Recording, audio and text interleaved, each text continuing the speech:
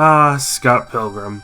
Easily one of my favorite franchises of all time, no matter how short-lived its time in the public eye may have been. From the quirky comics to the amazingly stylish movie, I love this video game-inspired romp through interpersonal relationships and responsibility. So it only stands to reason something so steeped in gaming culture would have a video game created about it, right? Well, yes, there is a video game that came out around the time of the movie. Scott Pilgrim vs. the World was released by Ubisoft via digital download for the PSN and XBLA and received mostly positive reception at the time. But that doesn't explain the title of the video, does it? Well, the key point here is digitally released. There are no physical copies of this game that exist, which wouldn't be a problem, but a few years ago the game was mysteriously pulled from both PSN and Xbox Live. People who bought the game can still download it, but there's no way to purchase the game or even play it in some sort of hacked form as there was no PC release. The creator of Scott Pilgrim, Brian Lee O'Malley himself, has even spoke up about his desire to see the game return, but unfortunately this appears to have fallen on deaf ears. Which is a damn shame because this game is great. How great? Well, let's get into it. Quick heads up, I'll be using a more traditional breakdown style of review for this video, unlike my others, simply because it's harder to structure a positive video than a negative one. So I need an outline to keep myself on track.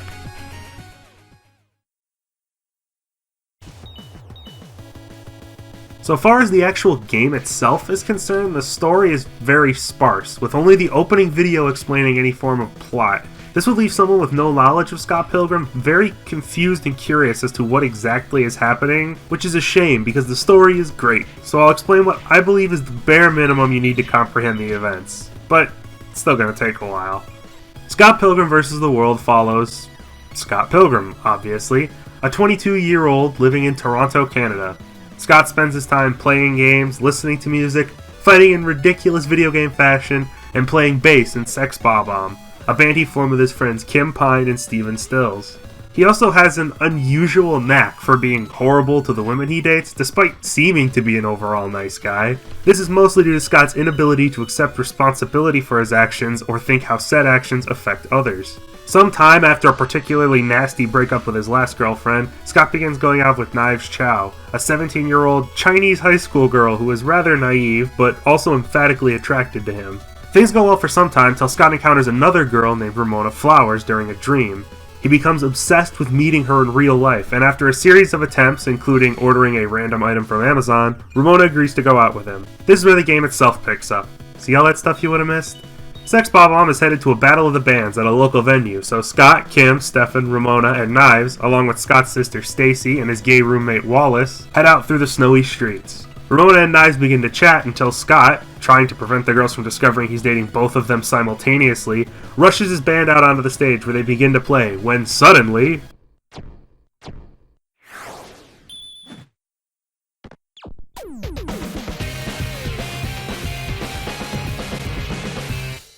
Turns out, in conveniently video game-esque fashion, Ramona has 7 evil ex-boyfriends that Scott has to defeat if he wants to be with her. Her first ex, Matthew Patel, however, is unaware that Scott is the best fighter in the province of Ontario, and Matthew, along with his demon hipster chicks, are easily dispatched of, with Mr. Patel exploding into coins upon his defeat at the hands of Scott and friends.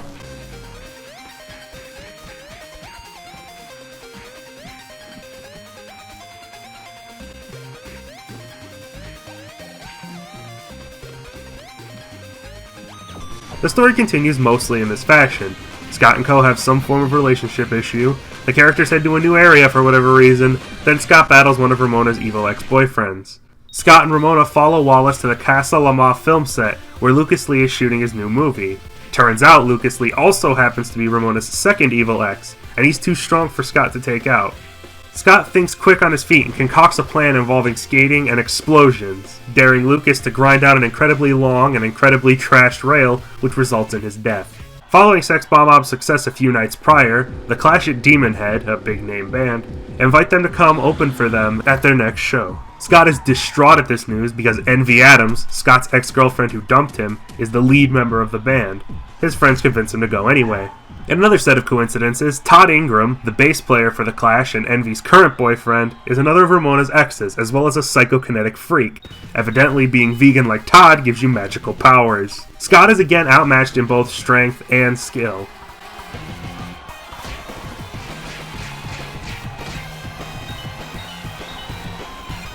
Scott uses his head though and tricks Todd into drinking half and half, which summons the vegan police who take away Todd's powers for violating the vegan code.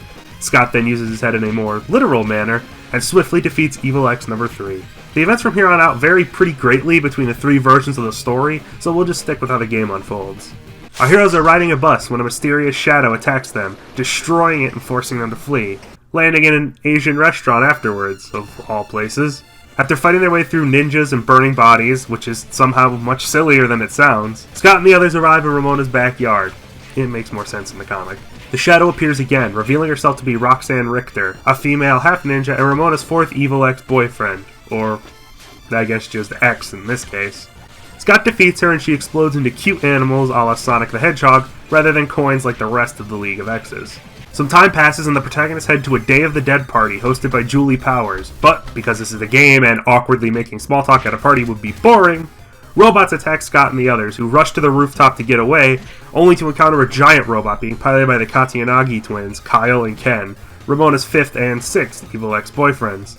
The robot is destroyed and the twins attempt to flee to their lair with our heroes giving chase. After fighting through the twins' dojo-like series of death traps, Scott defeats both of them simultaneously, earning an achievement in the process.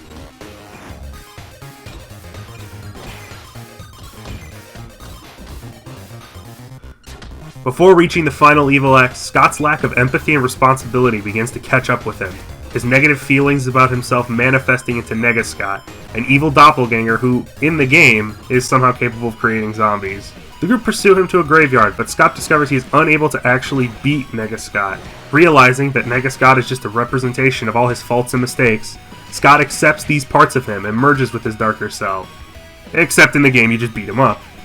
Our heroes arrive at their final destination, the Chaos Theater, a club created by the leader of the Evil X's, Gideon Graves. We get an obligatory beat-em-up elevator section before encountering Gideon on the dance floor, where he quickly buffs the hell up. After defeating him, Gideon sends everyone to subspace, where a godlike version of himself manifests. Scott, realizing his true feelings for Ramona, acquires the power of love, the strongest weapon in the game that makes this fight a breeze, as long as you don't lose the damn thing. After finishing off the easiest and or hardest boss in the game, you'll be surprised to learn that you aren't quite done yet. Scott and the others somehow end up in a robot factory for the last stretch of the game, and face Gideon one last time at the end. After his defeat, the game decides to finish off its cavalcade of references by ending exactly like Mega Man 2.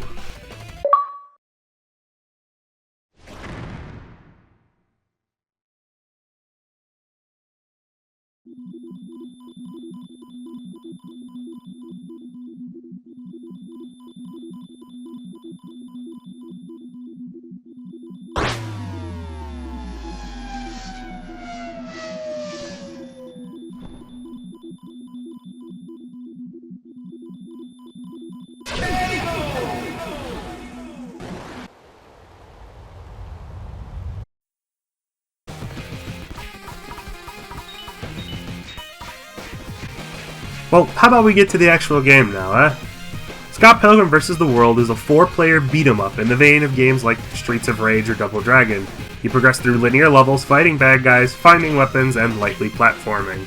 You've got light and heavy attack buttons for combos, an AoE attack that consumes these heat points, an assist button that calls either Knives or her father to perform a character-specific assist move, and a guard button.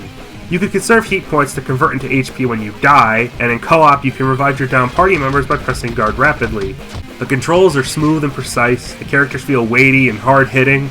The only issue I could think of is the typical 2D beat-em-up issue of thinking you're lined up with an enemy when you're really not and completely whiffing your attack. The game has an XP and level system that unlocks more powers, combos, and techniques as you go. It gives a great feeling of getting stronger as the game progresses. But the most important tool to make yourself stronger, just like in the real world, is money. You have stats in this game that go up to 100. You raise them by buying certain items at the many stores scattered throughout the game. These items are very important, especially if you're playing solo. It's best to play the game with friends because without them, you're going to need to grind money at some point because you'll simply be too weak to do meaningful damage to later bosses. Normally this would be a negative, but playing the levels again is just so much fun that I don't mind. And I suppose if you wanted, you could just get really good at the game and patiently take out every boss, but let's be honest, you're not going to do that. You're going to go to the secret store in the first level, save up money to buy these super items that raise your stats 50 at a time, because that's the smart thing to do. Oh, right, secrets. There's a ton of those. Secret areas are either shops with exclusive items, or subspace highways full of question blocks and piggy banks that give tons of money. The game only has 7 levels, but they're all long as hell and split into different themes and areas, so don't let that number discourage you. There's a boss rush, a zombie survival mode, and a beach volleyball type minigame. Plus, all the characters play differently, so there's plenty of replay value. You can play as Scott, Ramona, Kim, and Steven at the start. You'll unlock Nega Scott for beating the game with all of them once, while Knives and Wallace are also available, but only as DLC characters. Oh man, where do I begin with this amazing presentation? The sprites are smooth, cartoony, and perfectly capture the style of the later issues of the comic. There are dozens of background details and references to both the series and classic video games. Even background characters are way better animated than they needed to be. Everything is so full of life and personality. The sound effects are punchy and loud, sound straight out of a 16-bit video game. And the music. Oh my, this soundtrack. All the music in this game was provided by the chiptune band Anamanaguchi, and they knocked it out of the park. I've listened to these tracks hundreds of times, and I'm not sick of a single one.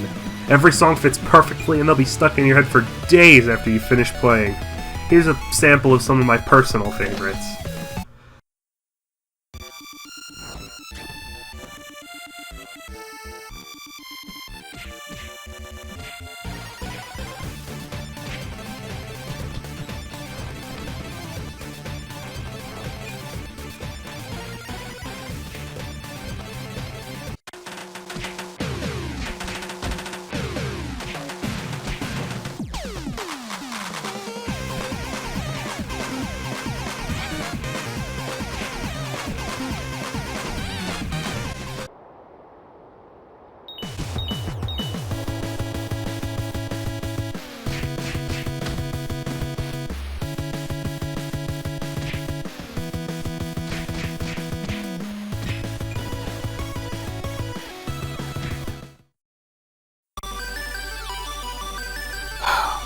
Look guys, I just really like Scott Pilgrim, and this game is 100 times better than a $20 movie tie-in deserved to ever be. I wish more people could play and enjoy this game because it's one of my absolute favorites. Ubisoft removed it from any purchasable format, so any new fans of Scott Pilgrim will never get a chance to play.